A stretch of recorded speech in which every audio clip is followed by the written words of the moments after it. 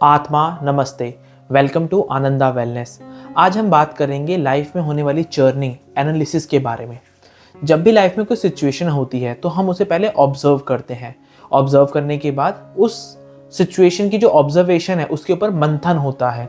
दिमाग के अंदर एक चर्निंग होती है, वो बात दिमाग के अंदर चलती है। उसके जो भी पॉजिटिव साइड हैं, जो भी नेगेटिव साइड हैं, उनके बारे में सोचा जाता है और फिर लाइफ में एक डिसीजन लिया जाता है उस सिचुएशन से रिलेटेड। ये जो एनालिसिस है, ये जो चर्निंग है दिमाग की, ये आपके घर के एक जोन से देखी जाती है और वो जोन है ईस्ट ऑफ साउथ ईस्ट। तो आज हम इसी जोन के बारे में बात करेंगे कि कैसे ईस्ट ऑफ साउथ ईस्ट एक बहुत इंपॉर्टेंट जोन है आपके घर का, जो आपके घर को बैलेंस करने में, आपकी लाइफ को ग्रो करने में, आपको ग्रो करने में, आपको बहुत अच्छे से फ्लरिश होने में हेल्प करता है। ईस्ट ऑफ साउथ ईस्ट, जैसे कि हमने बात करी, एनालिसिस और चर्निंग का जोन है। चर्निंग क्या है? दिमाग की ग्राइंडिंग। कोई भी सिचुएशन होना, कोई भी बात होना, उस बात को सोचना, उस बात पे मंथन करना। पढ़ाई के अंदर भी हम ऐसा ही करते हैं। कोई कॉन्सेप्ट समझा, उस कॉन्सेप्ट को समझकर अप्लाई किया और फिर उसे एक एंड रिजल्ट मिलता है। तो ये सभी चीज़ें जो भी एनालिसिस और चर्निंग से रिलेटेड हैं, वो देखी जाती हैं ईस्ट ऑफ साउथ ईस्ट से। अगर ये जोन इम्बैलेंस हो जाए तो क्या होगा? माइंड के अंदर ओवर थिंकिंग होने लगेगी, जिसकी वजह से स्ट्रेस बढ़ जाएगा और स्ट्रेस बढ़ने की वजह से आपको हाइपरटेंशन यानी कि हाई बीपी की समस्या हो सकती है इस जोन के इम्बैलेंस होने के कारण, और आपको डायबिटीज़ जैसी समस्या भी हो सकती है अगर ये जोन इम्बैलेंस हो जाए। अगर ये जोन बैलेंस हो तो रिसर्च वर्क के अंदर काफ़ी ज़्यादा फ़ायदा देता है। इसके साथ साथ जो लोग स्टॉक मार्केट में इन्वेस्ट करते हैं, स्टॉक मार्केट के अंदर ट्रेडिंग करते हैं, चार्ट्स को पढ़ना, कंपनी के फाइनेंशियल कंडीशन को पढ़ना, उस डाटा को चर्न करके एक राइट डिसीजन ले पाना कि किस स्टॉक में इन्वेस्ट करना है, क्या ये स्टॉक लॉन्ग टर्म में परफॉर्म अच्छा करेगा, नहीं करेगा, ये भी आपके घर की इसी दिशा से गवर्न होता है। इसके साथ साथ अगर ये जोन बैलेंस हो तो टेस्टिंग होती है ना अलग अलग प्रोडक्ट्स की, मार्केट फिट है या नहीं है। ये जो प्रोडक्ट मार्केट फिट है या नहीं, कई बार प्रोडक्ट को हम अर्ली स्टेज पे लॉन्च कर देते हैं और प्रोडक्ट जो है वो मार्केट फिट होता ही नहीं है। कई बार प्रोडक्ट मार्केट फिट होता है लेकिन सही टाइम पे वो लॉन्च नहीं हो पाता और हमारा जो कॉम्पिटिटर है वो एक कॉम्पिटिटिव प्राइस में वैसा ही कोई प्रोडक्ट लॉन्च कर देता है और हमारी जो एक आशाएं थी, हमारी जो एक एक्सपेक्टेशन थी कि प्रोडक्ट मार्केट में जाके बिजनेस लेकर आएगा, बिजनेस की ग्रोथ होगी, वो नहीं हो पाती। तो ये कैसे देखा जाएगा? ये ईस्ट ऑफ साउथ ईस्ट से ही देखा जाएगा वास्तु के अंदर कि आप अपने प्रोडक्ट की राइट टेस्टिंग कर पा रहे हैं या नहीं कर पा रहे। उसके साथ साथ इग्निशन का जोन है। इग्निशन क्या होता है लाइफ के अंदर?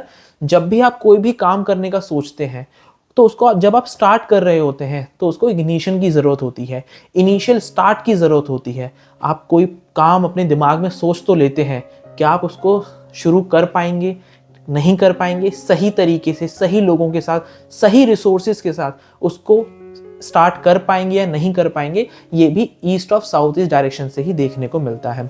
अगर बात करें जोन के एलिमेंट के बारे में, तो जो इसका मेजर एलिमेंट है वो एयर एलिमेंट माना जाता है। वैसे तो ये जोन एक तरीके से ट्रांजिशन का जोन है जहाँ पर एयर जो है वो फायर के अंदर कन्वर्ट हो रही है, लेकिन मेजरली इस जोन को हम लोग एयर एलिमेंट का ही कंसीडर करते हैं। अगर हम बात करें इस जोन के एंटी एलिमेंट्स के बारे में, तो वो है स्पेस एंड अर्थ एलिमेंट।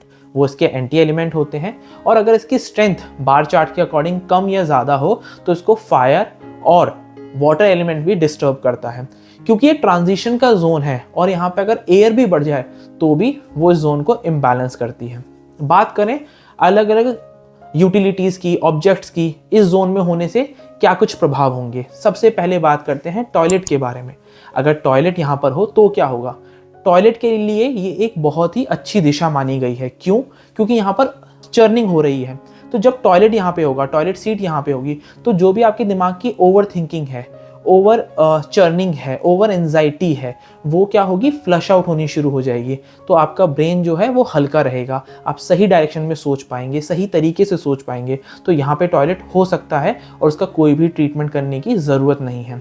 बात करें किचन की, अगर किचन इस जोन के अंदर आ जाए तो क्या होगा? बिना बात के झगड़े होने लगेंगे। जब भी दो लोग आपस में बात कर रहे हैं तो झगड़े से ही बात स्टार्ट होगी, क्योंकि फायर आ गई एयर के अंदर। ईस्ट साउथ ईस्ट क्या है? ट्रांजिशन का जोन है, लेकिन मेजरली किसका है? एयर का है। और फायर आते ही क्या होगा? इग्निशन हो जाएगा, लेकिन इम्बैलेंस है वो इग्निशन का, इसलिए यहाँ पे लड़ाई झगड़े, आपस में मन मुटाव देखने को मिलता है। तो आप या तो अपनी किचन को, जो आपका बर्नर है, उसको साउथ ईस्ट में शिफ्ट कर सकते हैं तो बहुत अच्छा है। लेकिन कई घरों में जैसे स्पेस नहीं होती है और अगर आप उसको शिफ्ट नहीं कर पा रहे हैं तो आप ग्रीन कलर की टेप या ग्रीन मार्बल से इसको ट्रीट कर सकते हैं।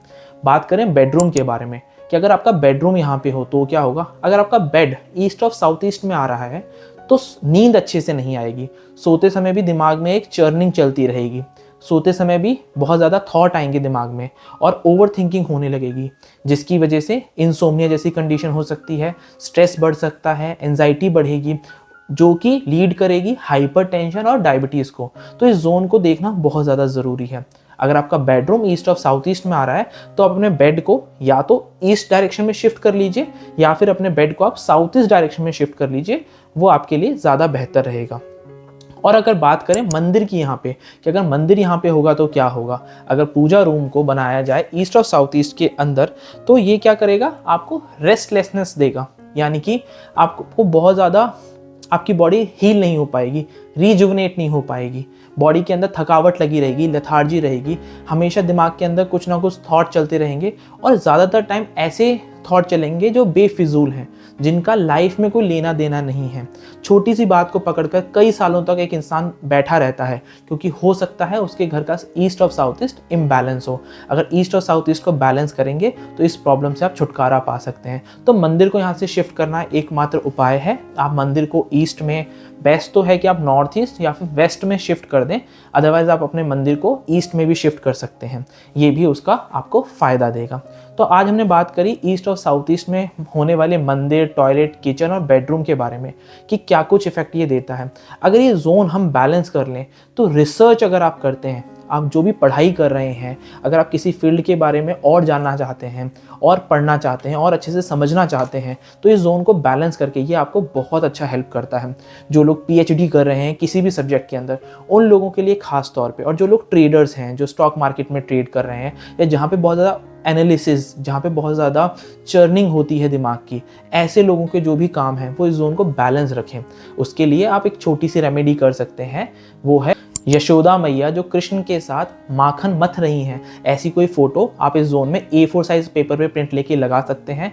वो चर्निंग को बैलेंस करने में हेल्प करेगा, लेकिन उससे पहले आपका पूरा घर वास्तु के अनुसार बैलेंस होना चाहिए।